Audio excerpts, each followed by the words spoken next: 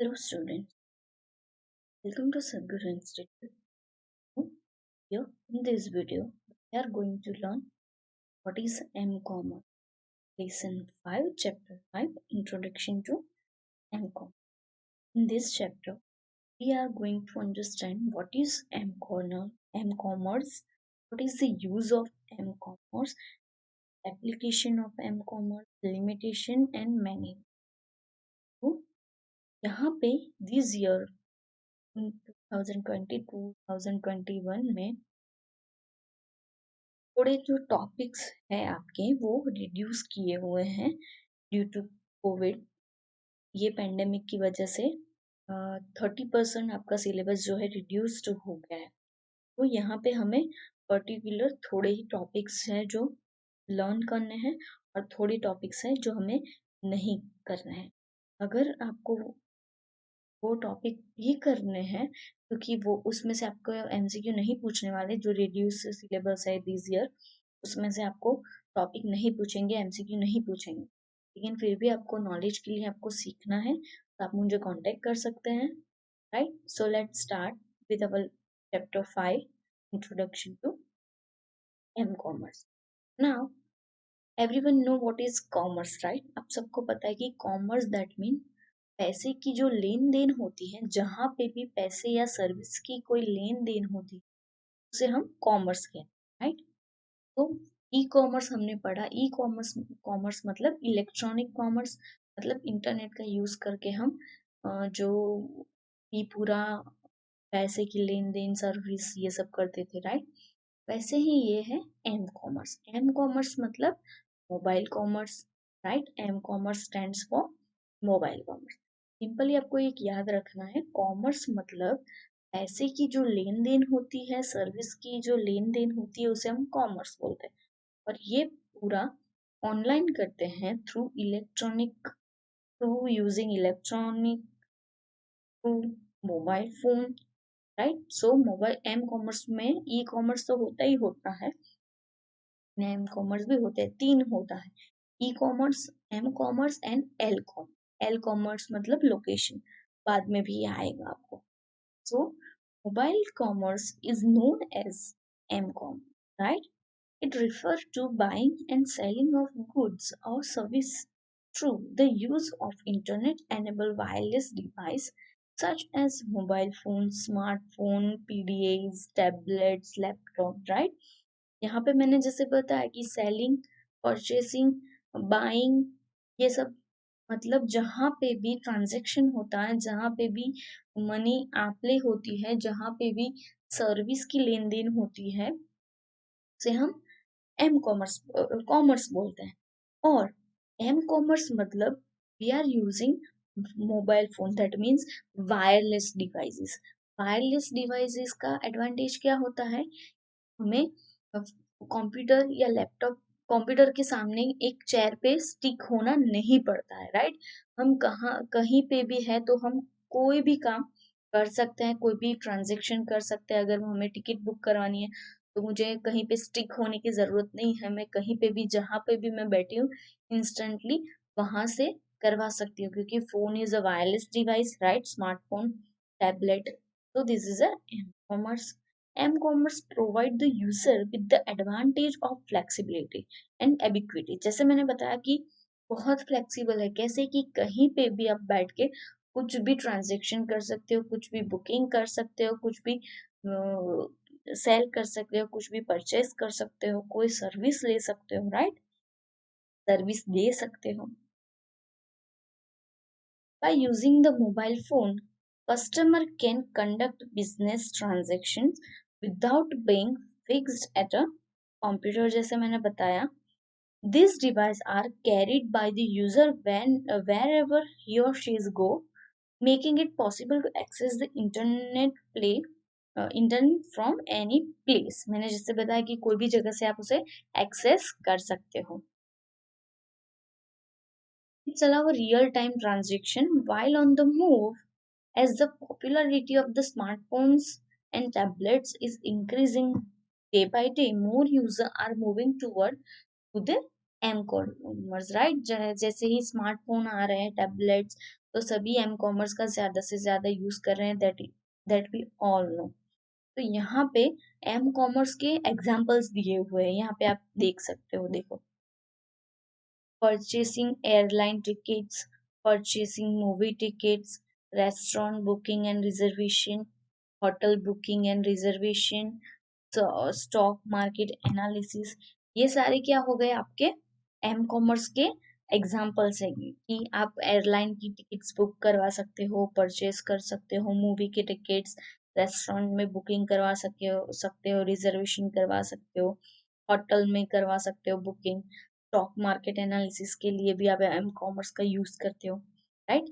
Banks and other financial institutions are increasingly using m-commerce to retain their business। हम सबको पता है कि we are doing online payments, online transaction, we are taking our bank's account statement through our mobile applications, right?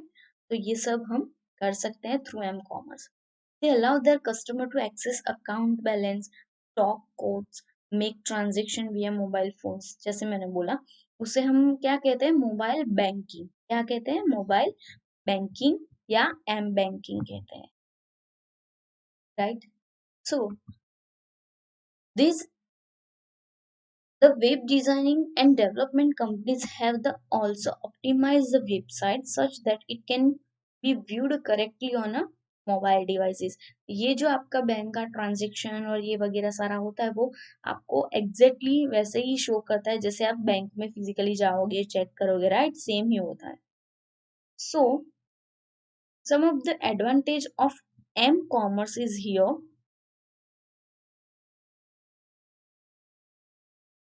It provides convenience to the user. In just a few clicks on the mobile device, the user can do shopping, banking and download media files while on the move। जैसे मैंने बोला, कहीं पे भी आप हो, कहीं पे जा रहे हो, तो आप कोई भी काम कहीं पे बैठे थ्रू द 1 or 2 click आप वो कर सकते हैं। Mobile device enable the user to be contacted at virtually anytime, anywhere, reduce transaction cost, reduce the time to order. The user does not need to be on the PC or laptop to order। कुछ भी आपको order करना है तो आपको कहीं पे stick नहीं होना पड़ेगा, जैसे मैंने बोला कि घर पे एक पीसी पड़ा है तो आप घर पे जाओ ऑर्डर करो, नहीं, आप अपने फोन में से भी कर सकते हो, राइट। अपने पॉकेट में से फोन निकाला और ऑर्डर कर दिया, राइट। आपको घर जाने की जरूरत नहीं होती अगर आप बाहर हो तो। Streamline business processes, provide global reach, conduct business 24/7। आपके बिजनेस की कोई लिमिटेशन नहीं होती, आप 24/7 उसे चला सकते हो। Flexibility of accessing the information through any mobile devices. Payment can be done using the mobile devices itself, just the same way as we do it on a personal computer। जैसे ही हम PC पे करते हैं, same वैसे हम phone में भी कर सकते हैं, मोबाइल डिवाइस में भी कर सकते हैं। Useful to deliver time critical and emergency information. हमें कोई भी इमरजेंसी इंफॉर्मेशन डिलीवर करनी है तो भी हम एम कॉमर्स का यूज कर सकते हैं। Easily identify the physical location of the handheld device. हम सबको पता है कि हमारे फोन में थ्रू जीपीएस हम लोकेशन भी फाइंड कर सकते हैं, right. Customise alerts can be easily received on the mobile devices also। Instant connectivity and availability of the faster 3G service has made m-commerce more popular these days। 3G नहीं, अभी तो 4G भी आ गया, right. Timely information can reach the user. Speed, हमारा internet connectivity बहुत fast काम कर रहा है, 4G सर्विस वो हमें दे रहे हैं, तो इसी वजह से एम कॉमर्स ज्यादा से ज्यादा क्या हो रहा है, पॉपुलर होता जा रहा है। अभी ये सारी है लिमिटेशंस। तो ये लिमिटेशंस जो है, ये मैंने रेड पोर्शन इसीलिए किया हुआ है कि आपको ये लिमिटेशंस नहीं करनी है, राइट। कि ये लिमिटेशंस जो यहाँ पे दी है वो दिस ईयर आपके कोर्स में से पूरी निकाल दी गई, इसीलिए मैंने आपको ये रेड पोर्शन में दिखा है कि ये मोबाइल ऑक्शन है, मोबाइल मार्केटिंग है, ये सारा आपको टॉपिक ही पूरा नहीं है, तो ये आपको नहीं करना, राइट। के बाद ये पूरा लोकेशन एंड सर्विस भी नहीं करनी है। इसके बाद हम आ जाते हैं इंटरनेट सिक्योरिटी थ्रेट्स। अभी ये क्या है, इंटरनेट सिक्योरिटी थ्रेट्स है क्या actually? The most common threats that are based on internet. तो ये सारे थ्रेड्स है, मतलब हमको डर लगता है कि हम अगर ये करेंगे तो हमारा कोई डेटा है वो हैक ना हो जाए, हमारी बैंक की इंफॉर्मेशन कहीं लीक ना हो जाए, राइट। हमें ये सब थोड़ा हेजिटेट करता है कि हम उसे करें या ना करें, फोन में हमारी इंफॉर्मेशन डालें या ना डालें, राइट। तो ये बहुत सारी ये सिक्योरिटी थ्रेट्स है जो कॉमन पीपल को वरीड होती है। फर्स्ट है malicious code. Malicious code is one that causes damage to a computer or a system. This code can either active itself or be like a virus requiring a user to perform an action, such as such as clicking on something or opening an email attachment. It can also affect a network, send messages through email, and steal information or cause even more damage by deleting this file. अभी ये code क्या होता है? ये code एक damage होता है, मतलब क्या करता है, इसमें दो तरीके का होता है कि ये ऑटोमेटिकली भी एक्टिव हो जाता है, और दूसरा ये एक वायरस ही है, is a kind of a virus. कि आप सबने कभी देखा होगा कि कोई वेबसाइट आपने विजिट की है, आपने ईमेल कभी विजिट कोई रजिस्ट्रेशन सब्सक्रिप्शन किया होगा, तो आपको वहां पे पूछते हैं कि क्लिक करो यहाँ पे। अगर आप क्लिक कर देते हो तो आपका पूरा जो ईमेल अकाउंट होता है, जो भी वेबसाइट पे अकाउंट बनाया होता है, वो पूरा क्या हो जाता है, हैक हो जाता है, राइट। तो ये दो तरीके के कोड होते हैं जिससे हमारा पीसी को वो लोग क्या कर लेते हैं, हैक कर लेते हैं, वायरस उसमें इंसर्ट कर देते हैं। और उसमें दो तरीके के होते हैं कि एक्टिव अपने आप भी हो जाता है, और एक्शन हमारा भी, कोई कोई वायरस में वो क्या मांगते हैं, हमारा एक्शन मांगते हैं, मतलब हमारे रिएक्शन देखना होता है उन्हें कि यहाँ पे क्लिक करो, यहाँ पे मैसेज सेंड करो, right. Second one is a snipping. तो a sniffer is a program that uses internet to record information that passes through a computer or router in a transit from sender to receiver. Using a sniffer program is like tapping the telephone wire and recording the conversion. Sniffer programs can read email message, user login, password and credit card number. ये sniffing क्या है? Sniffing that means ये एक internet का use करके अपनी जो पूरी इंफॉर्मेशंस होती है, हमारे कार्ड्स वगैरह, हमारे login user login ID and password, हमारे ईमेल एड्रेस, ये सारा क्या करता है, रीड कर लेता है। इसमें एक अच्छे से एग्जांपल दिया है हमें समझाने के लिए कि क्या है, is like tapping the telephone wire and recording the conversion. आप टैप करते हो, जैसे कि हमारे पास एक फोन है, फोन पे टैप किया और पूरा जो आपका कन्वर्जेशन है वो रिकॉर्ड हो जाता है। Is just kind same kind of that program. कि क्या होता है कि जैसे ही आपका ईमेल आप एंटर करते हो, लॉगिन आईडी या पासवर्ड या क्रेडिट कार्ड नंबर, वो वहां पे क्या करता है, वो इंफॉर्मेशन को सेव कर लेता है, स्टील कर लेता है, राइट। सेंडर से रिसीवर तक जब हमारी, मतलब हमने डाली इंफॉर्मेशन, तो सेंडर हम हुए, रिसीवर कोई भी कंपनी या कोई भी वेबसाइट पे जब भी डाली, तो उनके बीच में आके इंटरनेट थ्रू ये हमारा पूरा डेटा ले लेते हैं। थर्ड वन है denial of a service act. A denial of a service (DOS) attack is an attack used to shut down a machine or a network, making it inaccessible to the intended user. By targeting the user's computer and its network connection or site which the user tried to access. An attacker may be able to prevent the user from accessing email, website, and online accounts like banking, other services that rely on the affected computer. The user are flooded with the hundreds and thousands of messages that created traffic problem on the network. मतलब क्या होता है कि कई बार ऐसा होता है कि हम कोई वेबसाइट या कोई भी विजिट करते हैं, तो वहां पे हम हमारा काम चालू होता है, होते होते क्या होता है, हमारी जो सर्विस होती है, हमारी वेबसाइट होती है, वो बंद हो जाती है, वो एक्सेस हमारा चला जाता है। तो उस टाइम ये लोग ये डिनाइल ऑफ सर्विस वाला अटैक जो है वो लोग अटैक करते हैं इस पे, वेबसाइट पे, पर्टिकुलर यूजर पे, कि जैसे ही वो यूजर वेबसाइट पे विजिट करेगा तो ये वो सर्विस देना बंद हो जाएगी, और बंद होते होते वो पूरा हमारा इंफॉर्मेशन क्या करेगा, ले लेगा, राइट। फोर्थ है cyber vandalism. Cyber vandalism is the electronic defacing of an existing website page. An attacker replaces the website's original content with his own content. It is an example of an integrity violation. Electronic equivalent of destroying a property or placing graphic on someone's photograph. Today, there are so many cases of cyber vandalism where the business content is replaced by offensive material. इसमें क्या होता है कि कोई एक website है, उसका वो पूरा कंटेंट चोरी करके अपना कंटेंट डाल देते हैं, राइट।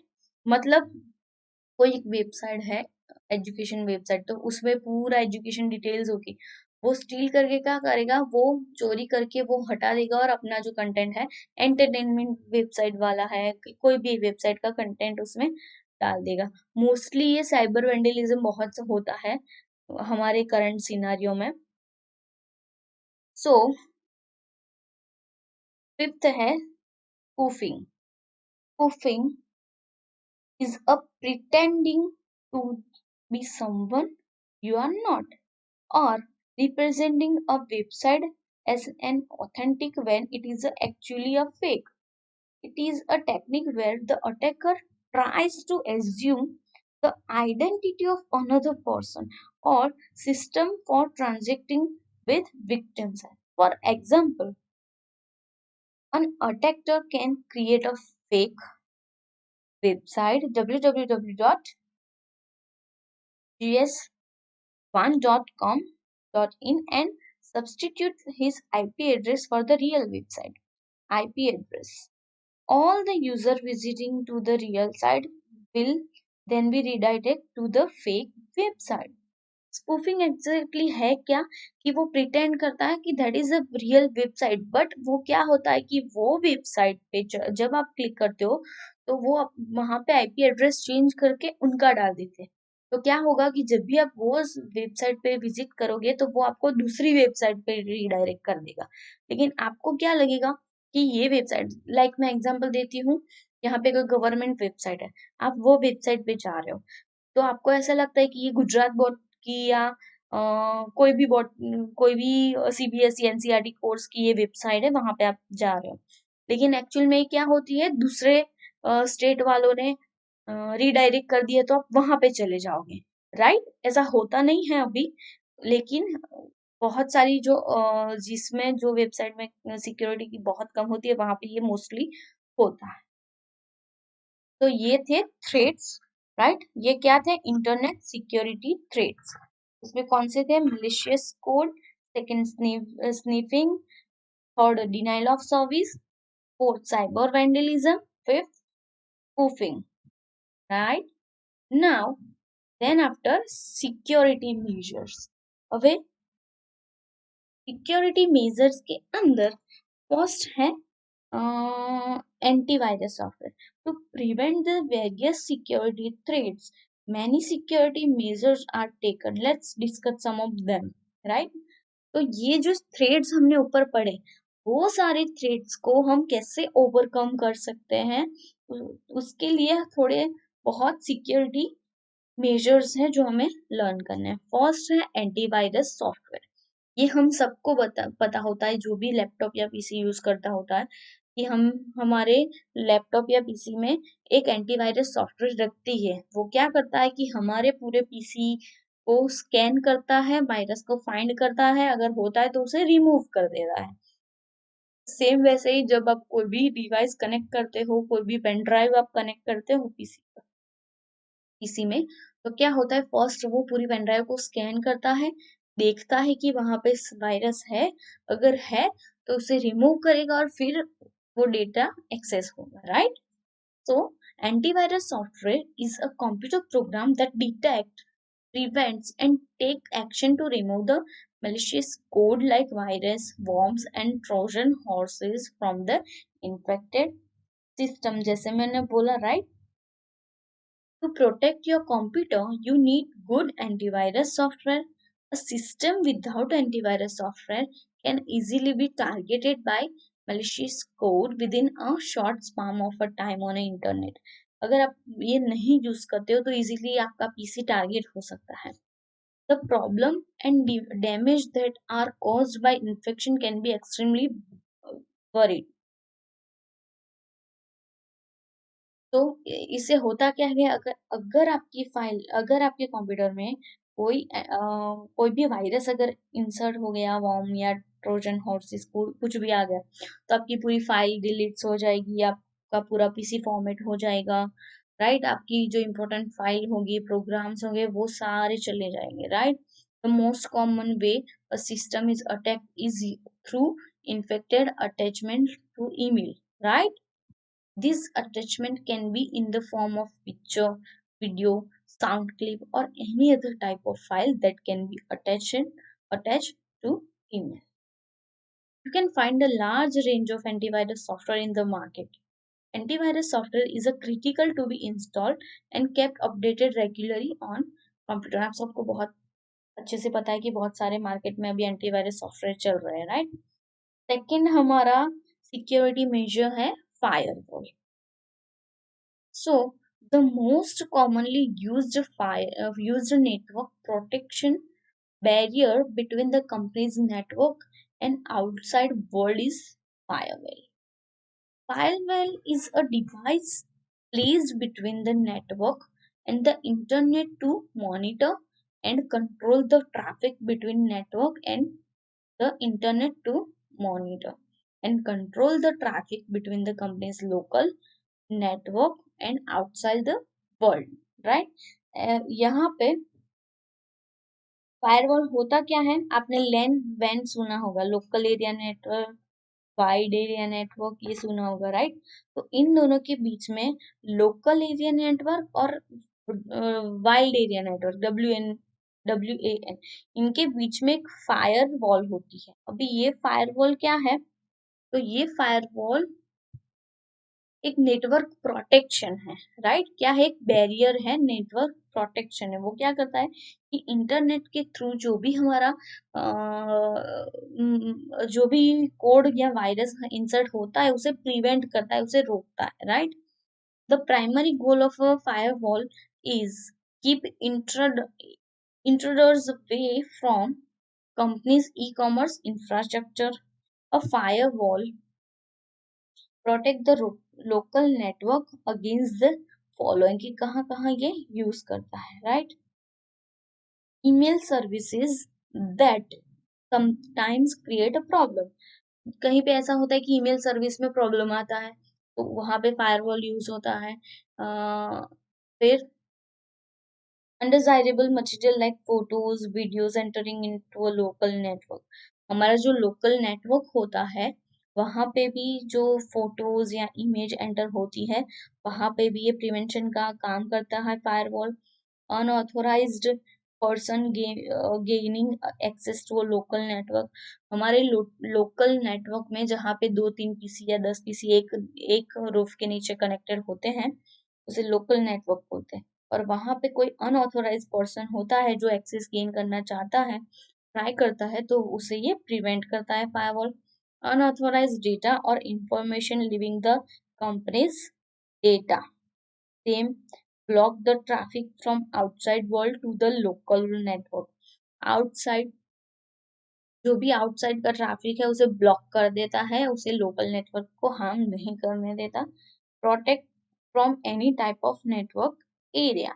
कोई भी नेटवर्क अटैक, कोई भी नेटवर्क अटैक अगर पॉसिबली एंटर कर रहा है, तो उसे ये प्रिवेंट करेगा, राइट? नाउ थर्ड है डिजिटल सर्टिफिकेट। डिजिटल सर्टिफिकेट और digital ID are used for proving our identity in electronic transaction। आप सबको पता होता है कि फोन में भी अभी हमारी फिंगरप्रिंट्स होते हैं, फेस लॉक होते हैं, राइट। वैसे ये डिजिटल सर्टिफिकेट है कि ये ऑथोराइज पर्सन है कि नहीं है उसे चेक करने के लिए। Just as we have a driving license or a passport to prove our identity in the real world, जैसे हमारे पास हमारा लाइसेंस होता है, पासपोर्ट होता है, आइडेंटिटी कार्ड, कोई भी आइडेंटिटी कार्ड होता है, right, that our name is this, our age is this, right. So वैसे हमारा एक डिजिटल सर्टिफिकेट ऐसे ही काम करता है। With a digital certificate we can assure the business organization, online service and friends that the electronic information they receive from us are authenticate. Digital certificate is issued by trusted third party to establish the identity of a holder। जो भी authorise person है उसकी identity को establish करने के लिए ये use होता है। Third party who issue certificate is known as a certification authority. Physical certificate contain the holder's name, serial number, expiration date, copy of the certificate holder's public key, which is used for encrypting message, and digital signature of the certificate authority, so that a receiver can verify the certificate is a real, right? Then after fourth is a cryptography. Now, what is a cryptography? This is an interesting now. This is a art of protecting the information by transforming it into a unreadable form। Unreadable form encryption मतलब, cryptography मतलब हमारा जो ABCD ये simple हो गया, right, उसे unreadable form में transfer करना है। अनरीडेबल फॉर्म मतलब ए का कोई अलग कोड होगा, बी का कोई अलग कोड होगा, सी का कोई अलग कोड होगा, जो हमें कोड नहीं पता कि क्या होगा। लाइक यहाँ पे मैं एग्जांपल दे रही हूँ, ए का 01 है, बी का 2 है, सी का 04 है, तो अगर हमें ABCD लिखना है तो उसके लिए हमें कोड यूज करना पड़ेगा, राइट। तो हम बोलते हैं इनक्रिप्शन मतलब unreadable form. Encryption is the transformation of a normal text known as a plain text into unreadable or secret text known as a ciphertext। Encryption is the transformation of a normal text मतलब अभी ये जो हमारी screen पे हम देख रहे हैं ये नॉर्मल टेक्स्ट है, मतलब प्लेन टेक्स्ट है। और अभी हम इसको सीक्रेट टेक्स्ट में मतलब उसे क्या बोलेंगे, साइफर टेक्स्ट। सीक्रेट को क्या बोलेंगे, साइफर टेक्स्ट में ट्रांसफॉर्म, मतलब अनरीडेबल फॉर्म में। A secret key is used to encrypt and decrypt a message, right? It does not hide the text but convert it into the other text that does not make any meaning। As I said कि वो जो text हमारा होता है उसे hide नहीं करता, लेकिन क्या करता है, वो टेक्स्ट को ट्रांसफर कर देता है, कन्वर्ट कर देता है, right. It its purpose is to ensure privacy by keeping the information hidden from anyone on the internet except the receiver of the message। जो मैसेज रिसीव करता है उसे ये पर्पस पता चलेगा, बाकी सबको ये इंफॉर्मेशन नहीं पता चलेगी।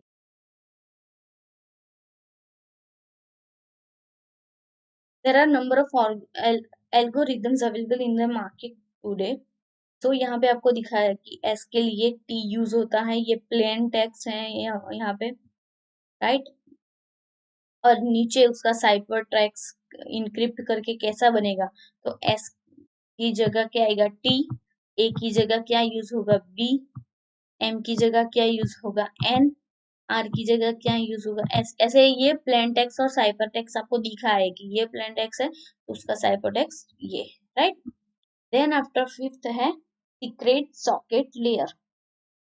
तो now nowadays every user sends various type of data from email to credit card detail।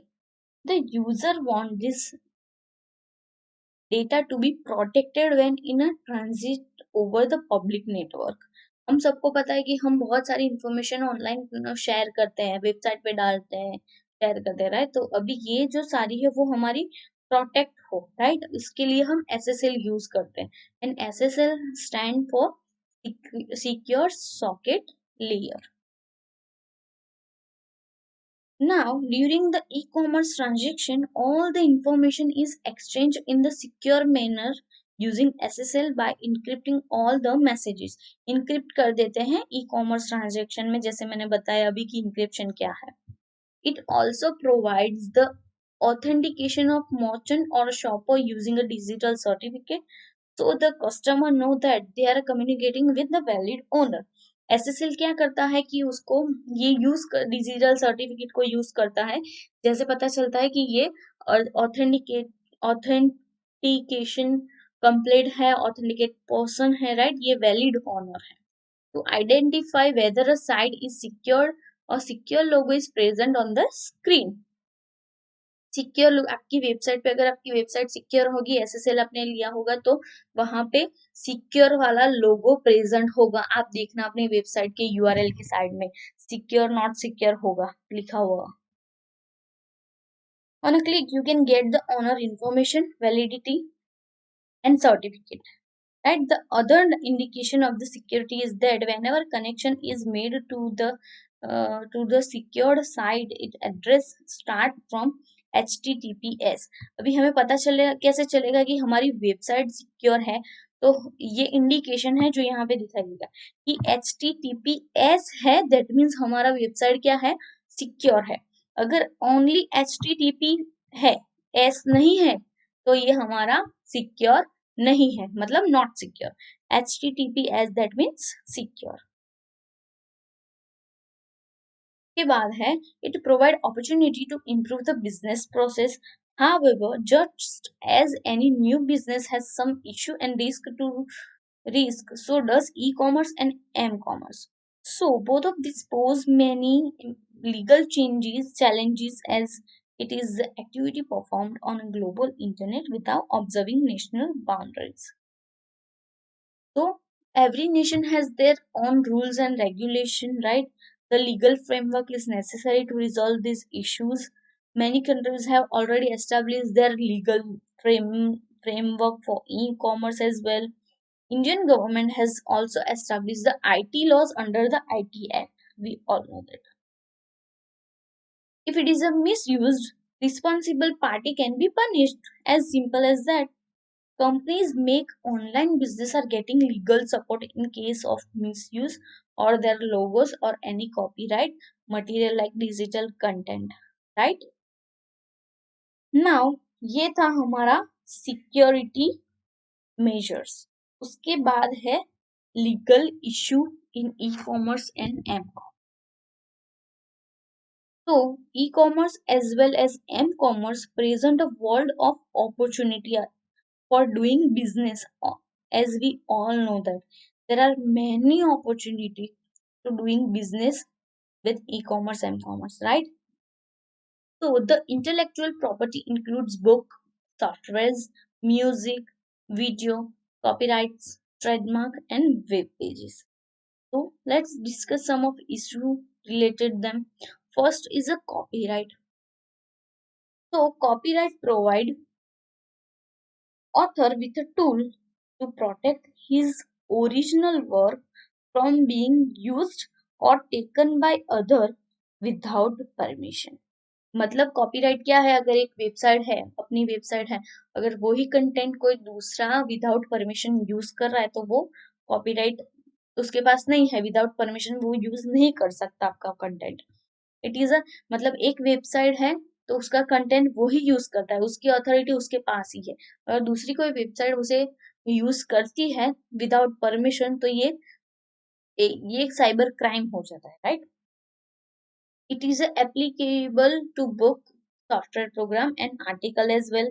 Copyright law protect intellectual property in its various form and can't be used freely। आप उसे without taking permission आप use नहीं कर सकते। It is a very difficult to protect intellectual property in e-commerce and m-commerce। ये issue है कि एक आप आपकी जो प्रॉपर्टी है, कंटेंट है, उसे प्रोटेक्ट करना बहुत difficult. Copying content from the website also violate copyright laws. Second issue है trademark. Trademark मतलब it is a specific logo or mark or a word, symbol, or sign, phrase or image which is used by a individual or company to distinguish a product or service from that of use other in a market. Trademark is a simply maybe designated by the following symbols TM, SM and R. Here you can see this is showing a trademark, right? कि उनकी product कैसे अलग है वो ये particular symbols से उसे identify कर सकते हैं ट्रेडमार्क को, right? Then after domain name disputes मतलब the competition over domain name is another legal issue. आप सबको पता होगा कि डोमेन नेम अगर आप सदगुरु इंस्टीट्यूट एक बार लिखोगे वेबसाइट पे तो बहुत सारी सदगुरु या सदगुरु इंस्टीट्यूट या सदगुरु क्लासेस या बहुत सारी वेबसाइट सदगुरु नाम की ओपन हो जाएगी। क्यों? क्योंकि ये इशू है कि डोमेन बहुत सदगुरु एक ही नहीं हो सकता। सदगुरु फूड्स हो सकता है, सदगुरु क्लोथ हो सकता है, सदगुरु इंस्टीट्यूट हो सकता है, राइट? तो उन लोगों ने भी क्या लिया होगा, सेम सदगुरु लिया होगा। तो ये डोमेन मतलब जो यूआरएल में आपको दिखाई दे रहा है जो आप सर्च करते हो, एग्जाम्पल हमारा सदगुरु इंस्टीट्यूट आप सर्च करते हो तो डोमेन उसे क्या होता है, सदगुरु institute that is our domain. तो ये डोमेन रिपीट होता है क्योंकि पूरे वर्ल्ड में एक ही सदगुरु इंस्टीट्यूट हो ऐसा नहीं हो सकता, right? So this is a very very very main issue that rising up, right? Earlier the domain names were given on a first come first serve basis. पहले क्या होता था, जिसने पहले लिया, जिसने पहले खरीदा वो उनका हो गया। The people would register domain names that were not in use but would be of importance. Later on, such domain names were sold to concerned company at a very high price. This is known as a cyber squatting. Another problem is name changing, where someone register a purposely misspelled variation of the well-known domain names. इससे क्या होगा कि अगर spelling में भी आपने mistake कर दी तो आप दूसरी वेबसाइट पर चले जाओगे, right? This can mislead the customer who generally make typographical error while entering the URL. जो यूआरएल एंटर करते टाइम स्पेलिंग मिस्टेक्स होती है उस उसमें ये डोमेन नेम का बहुत सारा इशू आ रहा होता है कि आपको जो वेबसाइट पे जाना है वो वहां तक आप नहीं पहुंच पाते हैं, right? Then after protecting intellectual property. Several new and improved methods are continually being developed to protect the intellectual properties. Some of them are discussed here. So, first is steganography. Now, steganography is the process of hiding information with other information. मतलब हमारी information जो main content है हम उसे दूसरा content डाल के hide कर सकते हैं। The information in the file is not protected, can be used for any malicious purpose. It works by replacing unused data in computer files such as image, sound, text with invisible information. This hidden information can be plain text, ciphertext, or even image. Special software is needed for steganography, and there are freeware versions available on internet which can be easily downloaded, right? इसमें क्या होता है कि हमारा जो content होता है, हमारा जो इंफॉर्मेशन होता है, हम उसे इमेज या साउंड के साथ एक्सचेंज कर देते हैं टेक्स्ट के साथ, राइट? तो ये हमारी इंफॉर्मेशन क्या होती है, हाइड होती है। इसको हम अच्छे से प्रोटेक्ट कर सकते हैं। बहुत सारे सॉफ्टवेयर अभी मार्केट में अवेलेबल है और फ्रीवेयर वर्जन्स भी है जहाँ जिसको आप इजीली डाउनलोड कर सकते हो। Without any software you cannot do a steganography to your content. Second way to protecting your property is a digital watermarking. तो watermarking, we all know what is watermarking, right. हमारा कोई hard hard paper भी होता है, हम class में जाते हैं तो कोई भी क्लास का नाम, जहाँ पे भी आप जाते हो तो वो क्लास का नाम आपके पूरे पेज में होता है, राइट, लाइट, एकदम लाइट दिखता है, उसे हम वाटर मार्क बोलते हैं। The water mark is a digital code inserted into a digital image. आपकी जो इमेज है उसमें इंसर्ट किया हुआ एक छोटा टैग्स या कोड होता है, right, which can identify the files copyright information. मतलब हमें पता चल जाता है कि ये कौन से क्लास का है, कहाँ से आया है, राइट, क्योंकि उसे कोई इरेज नहीं कर सकता, उसे कोई, अगर पेज में ही वो प्रिंट करके आ गया, एक पेज है तो पेज पे ही वो प्रिंट हो गया, आ गया कि सदगुरु इंस्टीट्यूट, तो वो पेज को तो कोई रब नहीं कर सकता ना, सदगुरु इंस्टीट्यूट तो वो आ ही गया, उसे कोई नहीं निकाल पाएगा, right. The photo identity card of a person can be protected by the identity number 123456 written on the card and hidden as a digital watermark in the identity photo. आप फोटो के अंदर उसे डिजिटल वाटरमार्क को, mark को hide कर सकते हो, जिससे क्या होगा, वो फोटो के अंदर आपका डिजिटल वाटरमार्क होगा तो उससे पता चल जाएगा कि यू आर ऑथेंटिकेट पर्सन।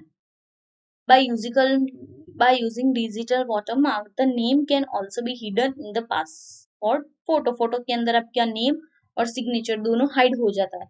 अगर वो इंफॉर्मेशन को स्टील करता है तो आपको वो एक्सेस नहीं कर पाएगा। क्यों? क्योंकि ये पता चल जाएगा जैसे ही फोटो स्कैन होगा कि आपका डिजिटल साइन या वाटरमार्क वहां पे, नेम और वाटरमार्क वहां पे फोटो में हाइड हो जाएगा। अभी उसके बाद है payments in E commerce, M commerce. तो ये सारा जो है वो हमें नहीं करना, क्योंकि इस बार आपके ये चैप्टर में ये सब नहीं है। तो ये यहाँ पे हमारा 5th चैप्टर खत्म होता है।